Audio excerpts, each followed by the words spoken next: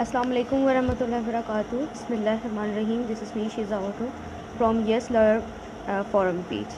So today we have another live session of CPC 1908 subject, that is Civil Procedure Law, and section 26. Today topic is discuss about the institution of suits, civil suits.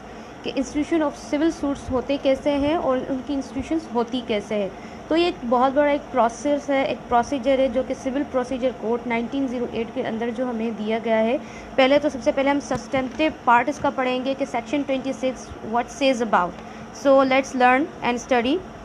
Institution of suits, section 26. Every suit shall be instituted by the presentation of a plaint or in such other manner as may be prescribe. यानी कि institution of जो civil suits की होगी civil code के अंदर, वो by the presentation of plaint होगी. अब प्लेंट एक्चुअली है क्या? सिविल कोड के अंदर हमारे पास प्लेंट की कोई डेफिनेशन डिस्क्राइब्स नहीं की गई है. सो लिहाजा प्लेंट मीन्स एक रिटन स्टेटमेंट होती है जिसके अंदर हम ग्राउंड्स शो करते हैं अपनी स्टेटमेंट के अंदर. ये सिंपल समझ लें कि एक कंप्लेंट, जिस तरह कि हम कंप्लेंट कर रहे होते हैं सिविल कोड के अंदर कि हम अपना रिलीफ वहाँ से एड्रेस कर रहे होते हैं अपनी ग्रीवेंस के लिए. तो सिंपली ये थी हमारी प्लान. अब जो है इसके अंदर अमेंडमेंट आई है सेक्शन 26 के अंदर. वो अमेंडमेंट किसने की है?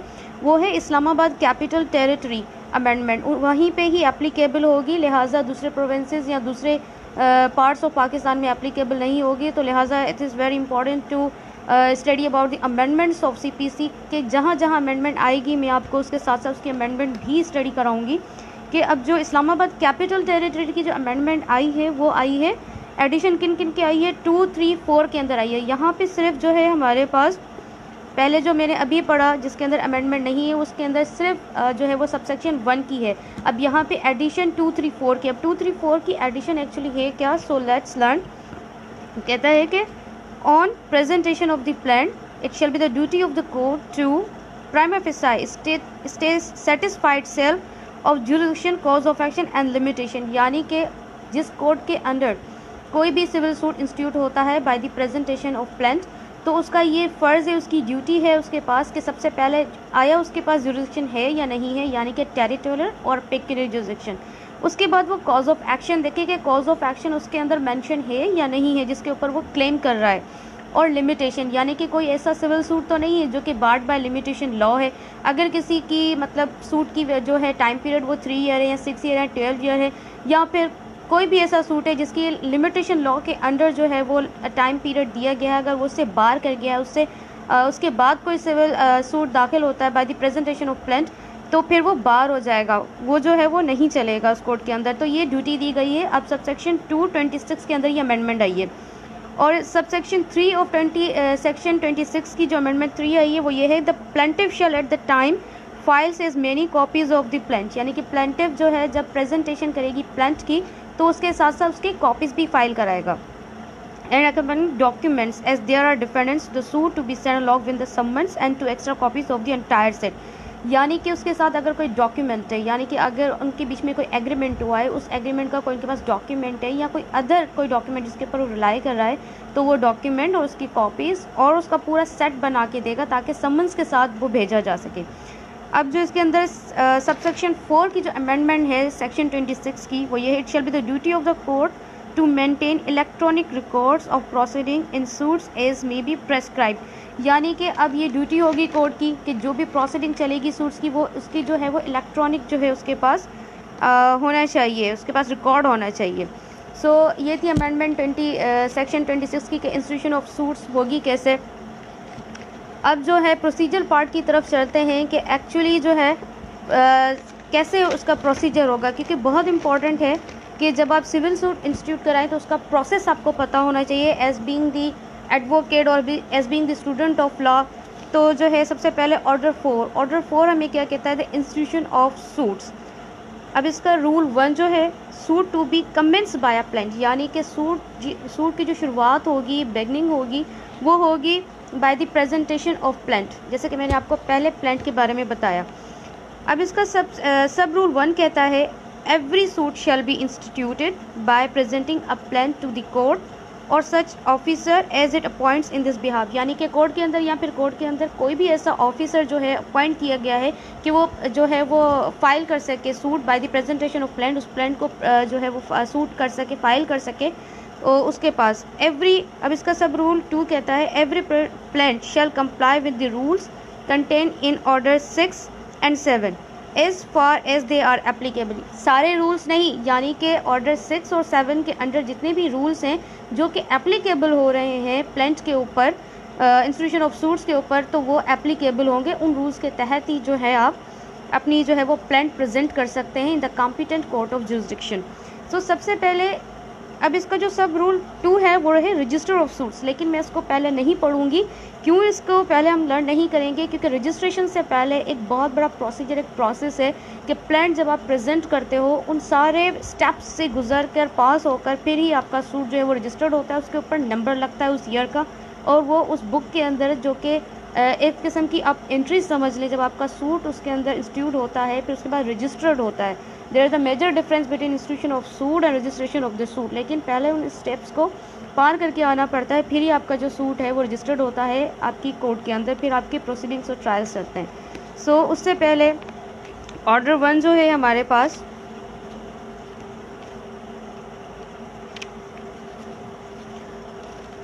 पार्टीज टू अ सूट, सबसे पहले पार्टीज टू अ सूट होनी चाहिए, जैसे कि प्लेंटिफ और डिफेंडेंट। प्लेंटिफ जो सूट फाइल करता है, सू करता है, और डिफेंडेंट जो है टू बी सूड होता है, जिसको प्लेंटिफ सूज करता है, यानी कि उसके ऊपर क्लेम लेकर आता है। फिर जो है डिफेंडेंट अपने उसके लिए आंसर के लिए कोर्ट में आता है after the issuance of the summons, after the service of the summons. अब जैसे कि प्लेंटिव क्या एक ही प्लेंटिव हो सकता है? नहीं, अगर किसी का जो इंटरेस्ट है या जिसके के पास राइट है, एक से ज़्यादा प्लेंटिव भी हो सकते हैं, जिनको हम इन लॉ लैंग्वेज को प्लेंटिव्स कहते हैं, और डिफेंडेंट भी एक से ज़्यादा हो सकते हैं। जैसे कि ऑर्डर 1 रूल 1 में है who may be joined as plaintiffs, यानी कि कौन कौन से जो है वो प्लेंटिव्स ज्वाइंट्स हो सकते हैं। इसमें लिखा गया है all persons may be joint in suits as plaintiffs, as co-plaintiffs, in whom any right to relief in respect of arising out of the same act or transaction or series of act or transactions is alleged to exist, whether jointly or severally। वो jointly भी आ सकते हैं और अलग से भी आ सकते हैं। और in the alternative, where if such persons brought separate suits, अगर वो separate suit लाते हैं तो any common question of law or fact will arise, किसी भी common question of fact और law के ऊपर वो को प्लेंटिव्स आ सकते हैं, एक ही प्लेंट प्रेजेंट कर सकते हैं। अब हु में भी joint as a defendant, defendant भी सेम है कि वहाँ पे प्लेंटिव्स की बात हो रही थी, यहाँ पे को डिफेंडेंट्स की बात हो रही है कि आप अगर एक से ज़्यादा है इनके ऊपर आपका क्लेम बनता है तो आप उन सबको A to B या A to Z भी डिफेंडेंट्स आ सकते हैं। अगर एक से ज़्यादा डिफेंडेंट है, अगर आप उनके खिलाफ क्लेम लेकर आ सकते हैं तो ज़रूर लेके आ सकते हैं। फिर इसके बाद जो है ऑर्डर 8 है कि अगर एक से ज़्यादा प्लेंटिफ है तो वो क्या सू कर सकते हैं on behalf of the others. बिल्कुल 8 ऑर्डर 1 रूल 8 हमें कहता है 1 पर्सन में सू और defend on the behalf of all in the same interest. अगर उनका सेम इंटरेस्ट है, जिस तरह से को प्लेंटिव है, तो उनके बिहाफ पे भी वो सू कर सकता है। और ऐसे ही सेम डिफेंडेंट के लिए भी है कि डिफेंडेंट भी जो है वो ट्रायल लड़ सकता है या आंसर कर सकता है on the behalf of the other plaintiffs. अब इसमें जो है ऑर्डर 2 भी होते हैं कि ऑर्डर 2 रूल 2 हमें ये कहता है कि आपका जो भी क्लेम है आप एकदम लेकर आए प्लेंट के अंदर, उसको कंसाइज स्टेटमेंट के अंदर ब्रीफली आप डिस्क्राइब कर दें। ऐसा नहीं है, अब फॉर एग्जांपल जैसे कि आपका कोई कर्ज़ा है तो आपका जो कंप्लीट कर्ज़ा बनता है या कोई भी आपका मीन प्रॉफिट है किसी भी प्रॉपर्टी के ऊपर, इमूवेबल प्रॉपर्टी के ऊपर, तो आप वो पूरा एकदम से ले आएँ। ऐसा ना हो कि आप बाद में क्लेम करें कि मेरा ये रह गया था या मैंने मेजरमेंट्स में मसला हो गया था, तो ऐसा नहीं है, उसके ऊपर res judicata will be applicable होगी। सो सबसे पहले ये कहता है क्या, every suit shall include the whole of the claim which the plaintiff is entitled to make in respect of the cause of action. एक ही कॉज ऑफ एक्शन के ऊपर आपके ऊपर जो भी आपका क्लेम है, उसका आप जो रिलीफ मांग रहे हैं वो उसके ऊपर होना चाहिए। ऐसा ना हो कि आप उस कॉज ऑफ एक्शन के ऊपर अगेन एंड अगेन मांग रहे हैं, ऐसा नहीं उसका। बट अ प्लेंटिव में रिलिक्विश, अगर प्लेंटिव उसको छोड़ देता है उसका पार्ट या उसको कम्प्लीटली, फिर उसको जो है वो क्लेम नहीं कर सकता इन the competent court of jurisdiction. या फिर उसने छोड़ दिया तो उसको यही समझा जाएगा कि उसने छोड़ दिया है और उसके ऊपर res judicata will be applicable होगी। अब जैसे कि ऑर्डर 1 रूल 1 में, ऑर्डर 1 और रूल 3 में जैसे को प्लेंटिव्स और को डिफेंडेंट्स की बात हम कर रहे थे कि यहाँ पे अगर joinder of cause of actions आ जाए तो अब कौन सा रूल एप्लीकेबल होगा, ये हमें जो है वो प्रोसीजर लॉ हमें प्रोवाइड करता है ऑर्डर 2 रूल 3 के अंदर के joinder of cause of action. अगर एक से ज़्यादा कॉज ऑफ एक्शन है और वो ज्वाइंट हो रहे हैं तो वो भी आप ले आ सकते हैं एक ही प्लेंट के अंदर, एक ही सूट के अंदर। कह रहा है कि rule 3 of order 2 save is otherwise provided a plaintiff may unite in the same unit suit several cause of action against the same defendant. एक ही डिफेंडेंट के खिलाफ अगर बहुत सारे कॉज ऑफ एक्शन हैं तो वो आप ले आ सकते हैं, और द सेम डिफेंडेंट ज्वाइंटली, और बहुत सारे हैं तो उनको jointly. And any plaintiff having cause of action in which they are jointly interested, यहाँ जो प्लेंटिव है अगर वो ज्वाइंटली इंटरेस्टेड हैं तो वो भी against the same defendant or the same defendant jointly may such unite such cause of action in the same suit. अब इसका सब रूल 2 है, where causes of action are unite the jurisdiction of the court is regard the suit shall depend on the amount or the value of the aggregate subject matter at the date of instruction of the suit. तो joinder of cause of action भी जो है उसका S लिया जाएगा जैसे कि हमने प्लेंटिव्स और कोर्ट डिफेंडेंट्स का दिया। तो ये बहुत इंपॉर्टेंट है, कुछ नुक्ते नज़रियात जो प्लेंट प्रेजेंट करने से पहले हमें मालूम होने चाहिए, क्योंकि एक प्लेंट बेहतर और बेस्ट तरीके से बनाने के लिए हमें इन पॉइंट्स को ज़रूर पहले जो है क्लियरली पढ़ना बहुत इंपॉर्टेंट है। अब जैसे कि रूल 4 है ऑर्डर 2 का, only certain claims to be joint for a recovery of immovable property. जैसे कि अभी joinder of cause of action है, अब joinder of cause of action immovable property के अंडर होना ये लाजमी है। अब वो कैसे पढ़ते हैं कि जैसे कि no cause of action unless with the leave of the court be joint with the suit for the recovery of immovable property.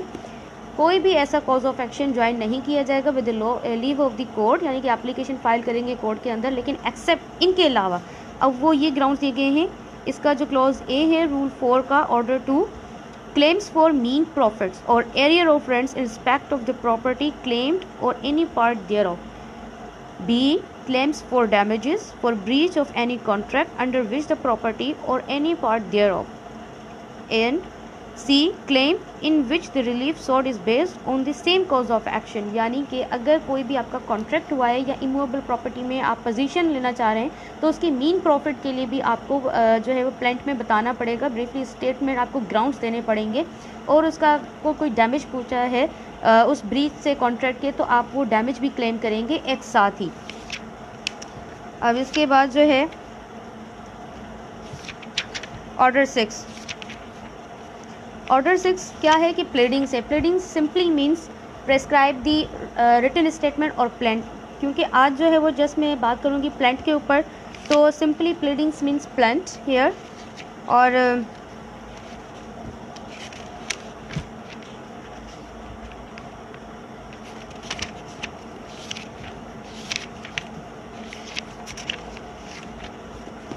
जी अब इसका रूल 2 जो है वो कहता है प्लीडिंग्स का ऑर्डर 6 का कि pleading to state material facts not evidence, means कि उसके अंदर आप एविडेंस शो नहीं करें कि स्टेटमेंट ना दें एविडेंस के ऊपर, आप उसके बंडल ऑफ फैक्ट्स जो है वो स्टेटली ब्राइवली ग्राउंड्स दें उसके ऊपर कि ये जो आया ये फैक्ट्स हैं, ये ट्रू है, कि आपके जो भी स्टोरी है आपकी, आप उसको बंडल ऑफ फैक्ट्स या फैक्ट्स के अंडर जो है आपको स्टेटमेंट देनी है प्लेंट के अंदर, ना कि आपने एविडेंस देने हैं उसके अंदर। अब रूल 3 इसका कहता है प्लीडिंग्स का ऑर्डर्स का फॉर्म ऑफ प्लीडिंग। अब द फॉर्म ऑफ प्लीडिंग्स जो है वो अपेंडिक्स ए के अंदर सीपीसी के अंदर दिया गया है, जो कि एप्लीकेबल अगर हैं तो ठीक है, नहीं तो नहीं, लेकिन उसमें भी बहुत सारी वेरिएशन है, अपडेट्स अमेंडमेंट्स हैं, जो कि मैं आपको ब्रीफली आगे बताती हूँ इसके बारे में। और इसका जो रूल 14 और 15 है वो भी बहुत इंपॉर्टेंट है। जब मैं आपके सामने एक प्लांट तरीक़ेकार बताऊंगी तो उसके साथ ही मैं आपको इसके बारे में आगाह करती चलूँगी। अब ऑर्डर 7 जो है प्लांट, जैसे कि इंस्टीट्यूशन ऑफ सूट सेक्शन 26 में हमने पढ़ा कि जो है इंस्टीट्यूशन ऑफ सूट कैसे होगी, bye the presentation of plant. अब प्लांट के पार्टिकुलर्स एजेंशियस जो है वो ऑर्डर 7 रूल 1 में दिए गए हैं। So let's study what says about the plaint shall contain the following particulars. Clause A, the name of the court in which the suit is brought, यानी कि उस कोर्ट का नेम जिस कोर्ट के अंदर हम जो है वो सूट लेकर आते हैं। अब वो कौन सी कोर्ट, जैसे कि section 16 to 20 as I have told you, as I have taught you before in my last sessions, कि सेक्शन 16 टू सेक्शन 20 में जो है वो जुडिशन ऑफ द कोर्ट हम असरटेन करते हैं। उसमें बहुत सारे नुक्ते नज़रियात और पॉइंट्स हैं जो कि मैं बता चुकी हूँ। किस कोर्ट के अंदर आप जो है वो सूट ले आ सकते हैं, अपनी प्रेजेंटेशन ऑफ प्रिंट कर सकते हैं। अब बी जो है the name, description and place of resident of the plaintiff. अब नेम, जैसे कि अगर मैं प्लेंटिव हूँ, मुझे कोई क्लेम करना है किसी डिफेंडेंट के ख़िलाफ़, तो जो है उसमें मैं अपना नेम शो करूँगी। अगर एक से ज़्यादा प्लेंटिव है मेरे साथ, उनको भी सेम कॉज ऑफ एक्शन से जो है वो क्लेम चाहिए, रिलीफ चाहिए, तो फिर वो भी एज अ को प्लेंटिव ABCD जो भी होंगे वो उनका नेम और डिस्क्रिप्शन यानी कि अगर वो कोई बैंकर है, अगर या फिर वो जो है फ़लाँ का बेटा है, या फिर अगर वो रिप्रेजेंटेटिव एज अ बन के जो है वो सूट फाइल कर रहा है, तो उसकी पूरी डिस्क्रिप्शन होनी चाहिए हमारे पास, और उसका पूरा नेम। अगर वो किसी डिसीज़ का बेटा है तो उसकी डिस्क्रिप्शन भी हमें चाहिए इसके अंदर।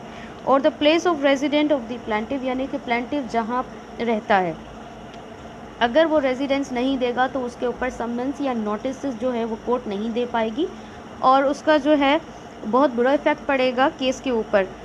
सी जो इसका कहता है, close the name, description and place of resident of the defendant. या जैसे ही प्लेंटिव का नेम और डिस्क्रिप्शन और प्लेस ऑफ रेजिडेंट इंपॉर्टेंट है, ऐसे ही डिफेंडेंट का प्लेस, नेम एंड डिस्क्रिप्शन जो है वो बहुत इंपॉर्टेंट है, क्योंकि हम समन्स कहाँ देंगे, नोटिस कहाँ देंगे, इसलिए बहुत इंपॉर्टेंट है।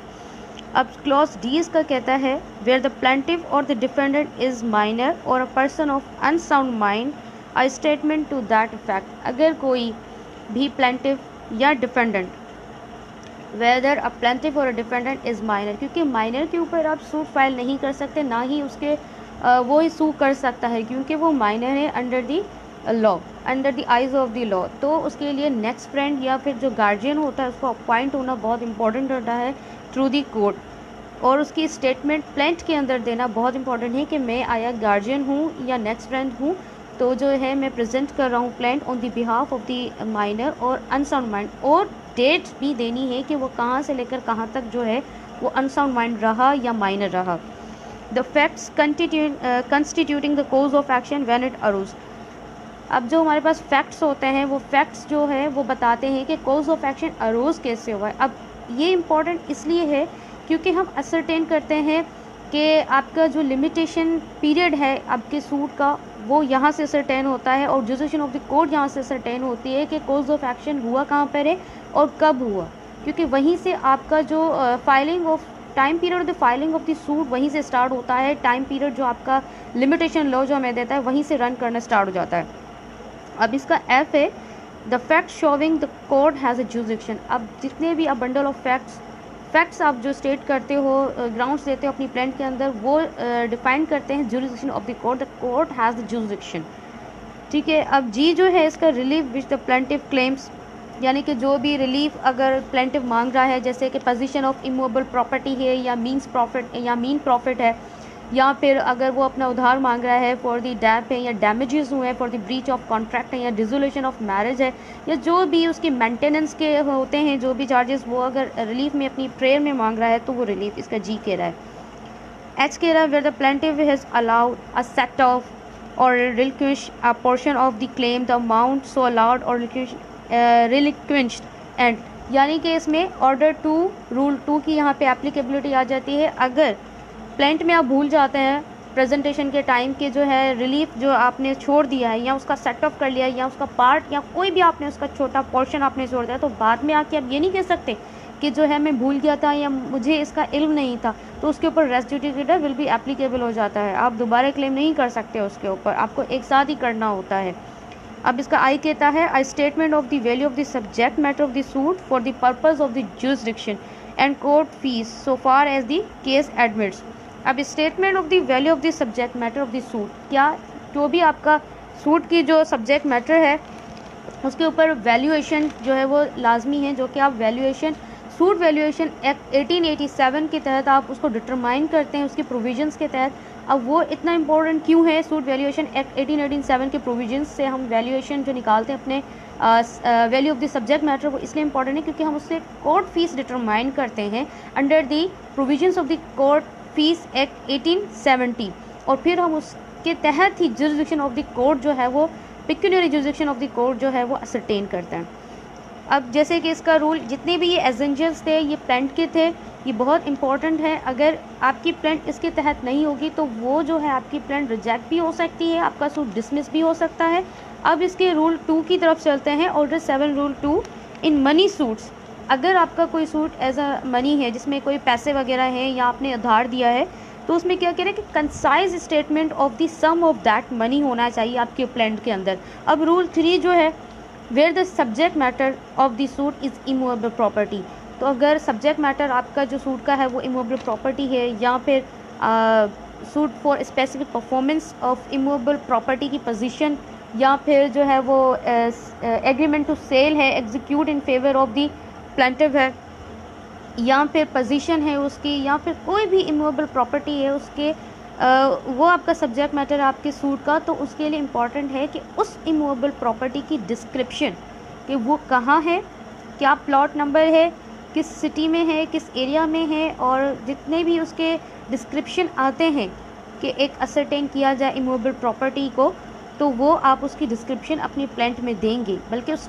जो आप टाइटल लिखते होता है ना सूट का जो टाइटल, उसके अंदर ही आप दे दो कि पोजीशन फॉर इस इमूवेबल प्रॉपर्टी, और फिर उसके बाद डिस्क्रिप्शन आप दे दो कि बेंगलोर नंबर फ्लां फ्लां, सिचुएटेड फ्लां फ्लां, इस तरह से। अब इसका जो है rule 4 order 7, when plaintiff sues as a representative, where the plaintiff sues in a representative character, the plaintiff shall show not only that he has an actual existing interest in the subject matter, but he has taken the steps if any necessary to enable him to institute a suit concerning it। यानी कि अगर वो representative character के अंदर सू कर रहा है तो वो उसको शो करे, स्टेटमेंट दे डिफेंडेंट्स जो है कि वो defendants interest and liability to be shown. अब रूल 5 जो है ऑर्डर 7 का, कि आपके जो फैक्ट्स है ना वो शो करें कि डिफेंडेंट्स की लायबिलिटी है, वो क्लेम आप जिसके ऊपर लेकर आ रहे हो कि वो ऐसे आपके फैक्ट्स होने चाहिए, ऐसा आपका कॉज ऑफ एक्शन होना चाहिए कि उससे जाहिर हो कि डिफेंडेंट्स की लायबिलिटी शो हो वहाँ से। अब रूल 6 जो है इसका वो बहुत इंपॉर्टेंट है। वो कैसे इंपॉर्टेंट है? जैसे कि अगर कोई सूट टाइम बार्ड है, यानी कि 3 साल उसके लिए टाइम पीरियड था इंस्टीट्यूशंस का, लेकिन 3 साल गुजर गए। अब वो रूल 6 की मदद से कह रहे थे grounds of exemption from limitation law, exemption दी गई है हमारे लिमिटेशन लॉ के अंदर कि अगर आपका कोई भी सूट टाइम बार्ड है तो आप सफिशिएंट कॉज उस प्लान के अंदर बयान कर सकते हैं, ग्राउंड्स दे सकते हैं, सारे फैक्ट्स ऊपर देकर आए, फिर उसके बाद जो है नीचे आप जो है ग्राउंड्स दे एग्जाम्पशन के कि on sufficient grounds I couldn't or I was prevented to institute to file my suit in the competent court of jurisdiction. अब रूल 8 जो है, अगर रिलीफ ऑन सेपरेट ग्राउंड्स है तो where the plaintiff seeks relief in respect of several distinct claims or cause of action founded upon separate and distinct grounds, they shall be stated as far as may be separate distinctly। अगर कोई भी relief है वो separate grounds के ऊपर है तो उनको डिस्टिंक्टली और सेपरेटली जो है वो आप प्लेंट के अंदर लेकर आए, ABC करके, जैसे रिलीफ आपने लिखा फिर उसके बाद ABC। अब क्या होता है प्रोसीजर ऑफ एडमिटिंग प्लेंट। अब आपने प्लेंट जो है इन मराल से गुजर कर आ गई तो उसका प्रोसीजर क्या होता है कि कोर्ट जो है प्लेंटिव क्या करेगा, प्रेजेंट होगा कोर्ट के अंदर विद प्लेंट, और फिर उसके बाद बहुत सारी कॉपीज़ जो है वो फाइल करेगा और 2 एक्स्ट्रा कॉपीज़ करेगा फॉर द डिफेंडेंट करेगा। और अगर उसकी प्लेंट कोई ज़्यादा बड़ी है या उसमें पैराग्राफ्स बहुत ज़्यादा हैं या नंबर ज़्यादा हैं तो उसके लिए concise statement, if the court permits तो कंसाइज स्टेटमेंट भी उसके साथ जमा कराएगा। फिर उसके बाद जो है draft forms of the summon and fees for the service thereof, फिर उसके बाद फ़ीस ली जाती है, ड्राफ्ट्स होते हैं समन्स। फिर इसका जो है सब रूल 2 कहता है वेयर द प्लेंटिव सूज और द डिफेंडेंट और any of the defendant is shoes in a representative capacity, such statement shall show in what capacity the plaintiff or defendant sues or is sued, यानी कि वो show करे उस capacity को, capacity यानी कि वो किस रिप्रेजेंटेटिव, क्या रिप्रेजेंटेटिव करके जो है वो सूट को वो है वो फाइल कर रहा है। The plaintiff may leave by the court amend such statement as to make them correspond with the plaint. अगर कोई प्लेंट में अमेंडमेंट की ज़रूरत है तो वो प्लेंटिव क्या करेगा, by the leave of the court amendment कर सकता है। फिर इसका सब रूल 4 है, कहता है कि the chief minister officer of the court shall sign and such list and copies or statement if on examination he finds them to be correct. यानी कि chief minister officer of the court जो है वो आपका plan जो है वो आपकी इंस्टीट्यूट फाइल कर देता है, रजिस्टर्ड कर देता है अंदर। लेकिन उससे पहले जैसे कि सेक्शन 26 इंस्टीट्यूशन ऑफ सूट के अंडर जो है सब रूल सब सेक्शन 2 में जो अमेंडमेंट आई है, एडिशन हुई है 2, 3, 4 की। अब 2 जो है उसका वो क्या कहता है, सब सेक्शन 2 सेक्शन 26 का के रिटर्न ऑफ द प्लांट। अब रिटर्न ऑफ द प्लांट उसमें मैंने नाम क्यों पहले से ले लिया कि कोर्ट के ड्यूटी है जब भी कोई प्लांट उसके पास आए तो उसके पास ड्यूटी है कि वो उसको देखे कि आया उसके पास जुरिडिक्शन है या नहीं है। जैसे कि अब यहाँ पे रूल 10 है हमारे पास ऑर्डर 7 का, रिटर्न ऑफ प्लांट। अब इसमें ग्राउंड्स नहीं दिए गए हैं हमारे पास सीपीसी के अंदर। जो ये रूल है हमारे पास, पढ़ती हूँ मैं इससे सबसे पहले मज़ीद क्लियर हो जाएगा। The plaint shall at any stage of the suit be returned to be present to the court in which the suit should have been instituted।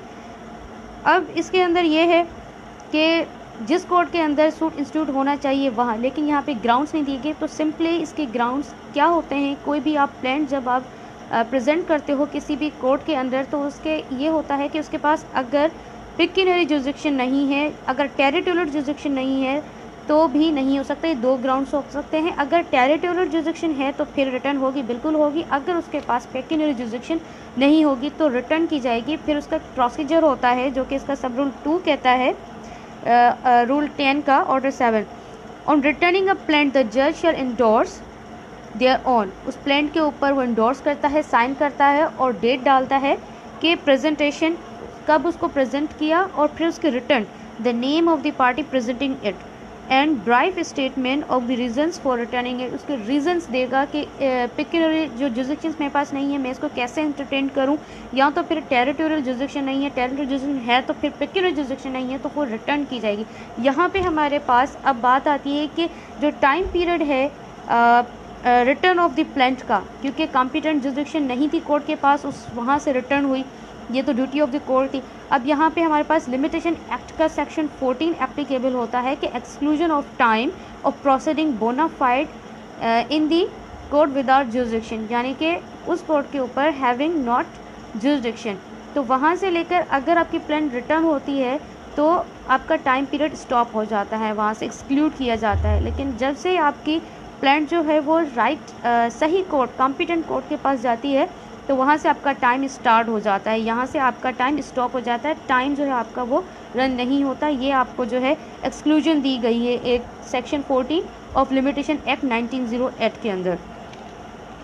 अब रिजेक्शन रूल 11 जो है वो बहुत इंपॉर्टेंट है। ये भी एक स्टेप है कि जो कि प्लांट को जो है वो पार करना पड़ता है हमारे सूट को इंस्टीट्यूट करने के लिए, कम्प्लीटली रजिस्टर्ड करने के लिए, सॉरी। तो ये रिजेक्शन ऑफ प्लांट, अब ग्राउंड्स दिए गए हैं कि इनके ऊपर आपकी जो प्लांट है वो रिजेक्ट हो जाएगी। The plaint shall be rejected in the following cases, simply grounds. Clause A, where does not disclose a cause of action. कोई भी ऐसी प्लांट है उसमें स्टोरी तो है लेकिन कोई कॉज ऑफ एक्शन अरोज नहीं हुआ तो आपकी जो प्लांट है वो रिजेक्ट हो जाएगी। बी इसका कहता है where the relief claim is undervalued, यानी कि कम वैल्यूड है, and the plaintiff on being required by the court to correct the valuation within a time to be fixed by the court fails to do so। अब यहाँ पे अगर under valued है तो कोर्ट उसको डायरेक्टली रिजेक्ट नहीं करेगी, उसके लिए टाइम पीरियड आपको देगी, फिक्स करेगी कि आपको 15 डेज़ आइदर 30 डेज़ या जो भी कोर्ट की डिस्क्रिप्शन है वो उसको लगता है कि इतना टाइम देना चाहिए। अगर वो फिक्स टाइम के बावजूद भी प्लांटिव उस जो है वैल्यूएशन को करेक्ट करके नहीं लाता, उसके बाद जो है आपका जो है वो प्लांट है रिजेक्ट हो जाएगी। सी जो है इसका कहता है where the relief claimed is properly valued. अगर प्रॉपरली वैल्यूड है तो फिर कैसे रिजेक्ट होगी, but the plaint written on paper insufficiently stamp, अगर उसके ऊपर स्टैम्प जो है वो इनसफिशिएंटली लगा हुआ है, इनसफिशिएंटली स्टैम्प वो जो पेपर है वो है, तो उसके ऊपर भी आपकी प्लांट जो है वो रिजेक्ट हो जाएगी। अब वो रिजेक्ट कैसी होगी? And the plaint on being required by the court to supply the requested stamp paper within a time to be fix by the court fails to do. अब इसमें भी टाइम पीरियड दिया जाएगा, fix दिया जाएगा। अगर उस time period के दौरान वो नहीं करके आया और फिर उसके बाद वो कहता है, तो फिर भी उसकी प्लांट जो है वो रिजेक्ट हो जाएगी, अगर उस टाइम पीरियड के अंदर वो नहीं लेकर आया तो। अब डीज का जो है वो बहुत इंपॉर्टेंट है। सबसे पहले जब भी आप कोई प्लान ड्राफ्ट करो, कोई भी आपके पास क्लाइंट आता है एज बीइंग द एडवोकेट, तो पहले आप देखो उस सूट की जो है वो टाइम लिमिटेशन कितनी है। जो भी आपको वो स्टोरी बताता है, वो कॉज ऑफ एक्शन उसके साथ हुआ है, तो उसका आप टाइम लिमिटेशन आप काउंट करें। वो आप कैसे काउंट करेंगे? वो आपके पास लिमिटेशन एक्ट के अंदर आर्टिकल्स दिए गए हैं स्केड्यूल 1 के अंदर, तो उसमें किसी में डेप्थ अगर है तो उसकी 3 इयर्स टाइम पीरियड है। अगर वो बाढ़ हो जाता है 3 इयर्स के बाद क्लाइंट आपके पास आता है, तो जो है आपकी प्लान रिजेक्ट हो जाएगी, तो आप वो प्लान ड्राफ्ट नहीं कीजिएगा अगर उसके पास कोई सफिशिएंट कॉज है तो। डी कहते हैं where the suit appears from the statement in the plaint to be barred by any law, यानी कि अगर अपीरियन और प्रेमा फिसाई कोई केस आपके पास आता है, स्टोरी लेकर आता है क्लाइंट कि वो टाइम बार्ड है, जैसे कि मैंने कर्ज़ा लिया और 3 साल गुजर गए, अब वो मुझे कर्ज़ा नहीं दे रहा, अब मैं चाहता हूँ कि मैं सूट फाइल करूँ। कि अब आप क्यों चाहते हैं? जब 3 साल आप कहाँ थे? आप सो रहे थे, आपके पास टाइम था, आपको लॉ ने टाइम दिया हुआ था, आपने आना था। हाँ, अगर उसको प्रिवेंट किया गया है किसी सफिशिएंट कॉज के ऊपर, तो फिर वो सफिशिएंट कॉज की ग्राउंड्स हम देंगे ट्रू फैक्ट्स के बाद, फिर जो है वो आपका सूट जो इंस्टीट्यूट किया जा सकता है वो टाइम बार्ड नहीं समझा जाएगा। These were the all about the presentation of the plan. अब प्लान एक्चुअली मैंने जैसे आपको बताया कंप्लेंट होती है, उसमें हम अपना जो है वो रिलीफ क्लेम करते हैं अगेंस्ट द डिफेंडेंट। कहाँ से करते हैं? From the competent court of jurisdiction. अब जैसे कि मैंने यहाँ पे कुछ नोट्स बनाए हुए हैं कि प्लान जैसे ड्राफ्टिंग ऑफ द प्लान बहुत इंपॉर्टेंट है सिविल लॉ के अंदर, तो उसको हम डिवाइड करते हैं। वैसे तो थोड़ा डिफ़िकल्ट है प्लान को ड्राफ्ट करना और समझना। For convenient way that I have divided in 3 parts the plan. सबसे पहले the heading and title, the body of the plan and the relief. The third one is the relief. दोबारा repeat करूँगी, the heading and the title first part, second part the body of the plan and third one is the relief. अब heading में हम क्या करते हैं, जैसे कि पार्टिकुलर्स और या essentials of the plan order 7 rule 1 में हम पढ़कर आए हैं, तो उसके तहत ही हम पूरा प्लान चलेंगे लेके प्लान के प्रोसीजर को। के उसके अंदर रूल 1 क्लोज ए के अंदर ऑर्डर 7 के अंदर बताया गया था the name of the court who has the jurisdiction competent jurisdiction to entertain और एडजुडिकेट द सूट। तो नेम ऑफ द कोर्ट सबसे पहले, फिर उसके बाद हम सूट नंबर देते हैं। तो सूट नंबर जो होता है वो हमें कोर्ट जब रजिस्ट्रेशन होती है हमारे सूट की तब हमें देती है, तो लिहाजा जो है वो हमें ब्लैंक छोड़ना चाहिए, हमें जस्ट ईयर देना होता है, उसकी डेट वगैरह हमें कोर्ट की तरफ से मिल जाती है जब हम कम्प्लीटली अपना हमारा सूट जो है रजिस्टर्ड हो जाता है after passing the steps that had been prescribed under the CPC। और फिर उसके बाद टाइटल की हम बात करें, the title the name of the plaintiff and the defendant, description and residence of both the plaintiff and defendant. फिर उसके बाद टाइटल ऑफ द सूट आता है, ये भी टाइटल के अंडर ही आता है कि suit for dissolution of marriage है, suit for specific performance of the contract है। फॉर एग्जांपल आपके पास एग्रीमेंट हुआ किसी भी कॉन्ट्रैक्ट का, तो ए ने सेल किया आपको एक बेंगलोर या प्लॉट या इमूवेबल प्रॉपर्टी समझ लें बी को। अब वो क्या करता है कि एडवांस ले लेता है 50 लाख और 50 लाख कहता है कि जब आपको मैं एग्जीक्यूट करूँगा deed of agreement to sell, जो डीड एग्जीक्यूट होती है in the favour of B K, जब वो 50 लाख देगा। अब बी जो है वो काफ़ी टाइम बाद देखता है कि उसको जो डिफेंडेंट है वो रिस्पॉन्स ही नहीं दे रहा, उसको मैसेजेस कॉल्स कर रहे हैं, उसके घर पे भी जा रहा है, तो वो उसको रिस्पॉन्स सही से नहीं कर रहा। अब वो कहता है कि I am willing to perform my part, कि मैं 50 लाख मेरे पास है, मैं देने के लिए तैयार हूँ, लिहाजा आप जो है वो सेल डीड जो है वो मेरे फेवर में एग्जीक्यूट कर दें। तो डिफेंडेंट फाइनली उसको रिफ्यूज़ कर देता है कि मैं जो हूँ वो मैं नहीं करना चाहता, मैं किसी और को सेल करना चाहता हूँ, या मैं अपना घर सेल करना ही नहीं चाहता, उसको नहीं पता था। तो वो सी को एक्चुअली मैलाफाइडली उसको सेल कर रहा होता है, एक सी बंदे को, थर्ड पार्टी को।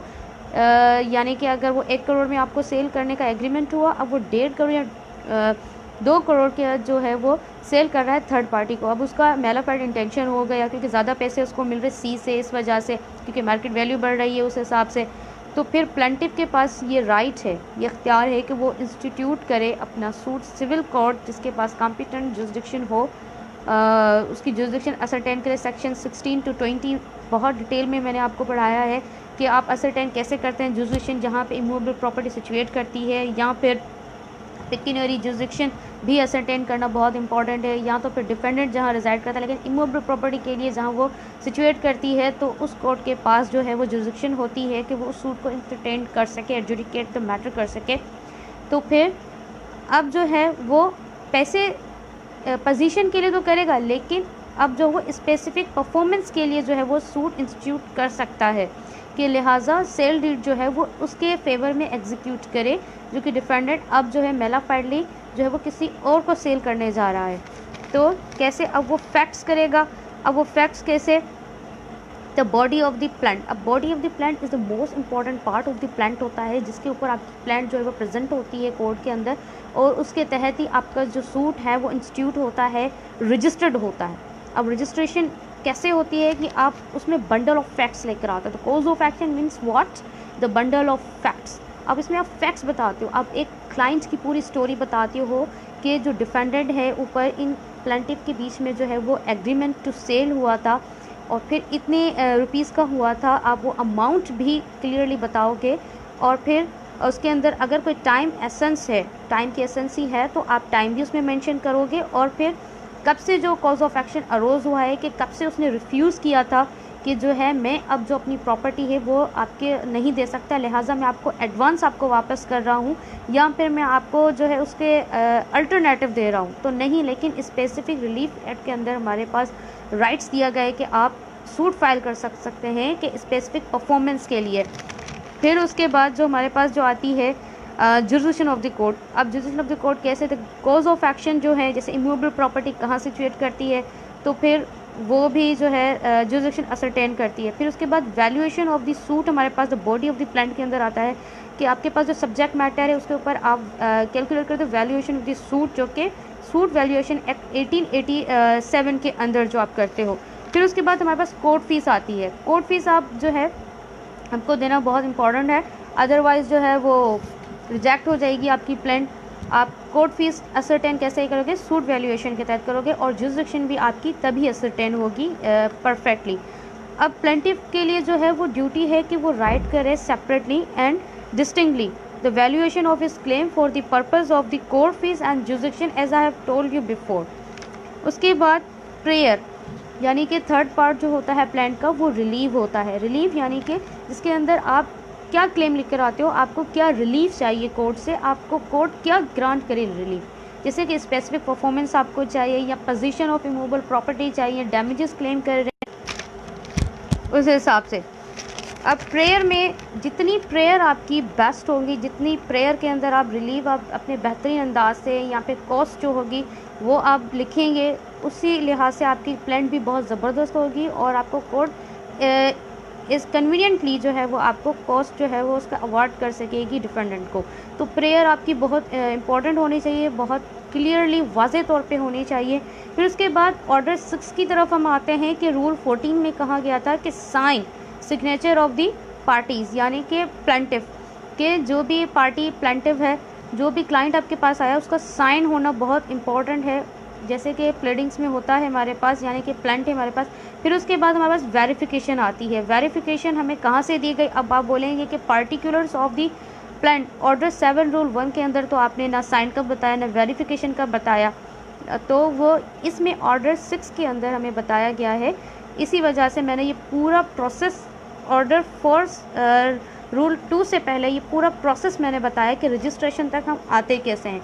तो वेरिफिकेशन होती है बाय द रूल 15 ऑर्डर 6 कि वेरिफिकेशन कैसे, कि जो प्लांटिव है एडवोकेट ने प्लांट बनाई, फिर वो पर्सन साइन करेगा कि मैं मिस्टर बिलाल या मिस्टर फ्लां जो भी है XYZ जिसकी प्लांट है, जिसका सूट है, वो उसको वेरीफाइड करेगा और डेट देगा और उसके ऊपर साइन करेगा। फिर उसके साथ साथ फर्निश करेगा an affidavit in support of the pleadings, affidavit भी देगा दैट आई से दैट करके, ठीक है। फिर उसके बाद साइन ऑफ द प्लांटिव होता है, उसके बाद एडवोकेट, जिस कोर्ट का वो एडवोकेट होता है उसका नेम वगैरह सब कुछ। अगर कोई ऐसा डॉक्यूमेंट है जो कि नेसेसरी है तो आप वो देना चाहते हैं तो वो ज़रूर अपनी प्लांट के साथ दें, या उसकी कॉपी देना चाहते हैं ओरिजिनल, तो उसकी कॉपी भी बहुत इंपॉर्टेंट है। ये पूरा प्रोसीजर होता है। अब हम आते हैं ऑर्डर 4 रूल 2 की तरफ।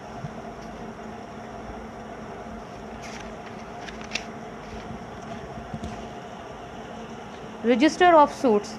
The court shall cause the particulars of every suit to be entered in a book to be kept for the purpose and called the Register of Civil Suit. यानी कि एक बुक है जिसमें entries दी जाती हैं plant की to institute we can say that the filing of the suit by the presentation of the plant.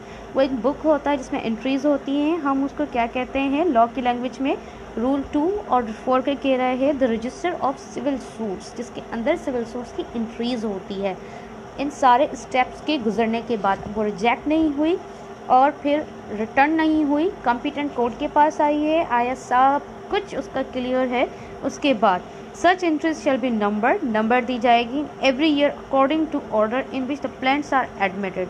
वो हर ईयर जो है उसको नंबर दिया जाएगा कि इस ईयर के अंदर वो प्लांट जो है या सूट जो है वो 2 नंबर पे है, 3 नंबर पे है, 4 नंबर पे है, 5 नंबर पे है एंड सो ऑन। सो उस हिसाब से these were the important all over the things that I have defined you. एक पूरा ये प्रोसीजर है, एक प्रोसेस है जो कि इंस्टीट्यूशन ऑफ सूट से लेकर रजिस्ट्रेशन तक कैसे होता है।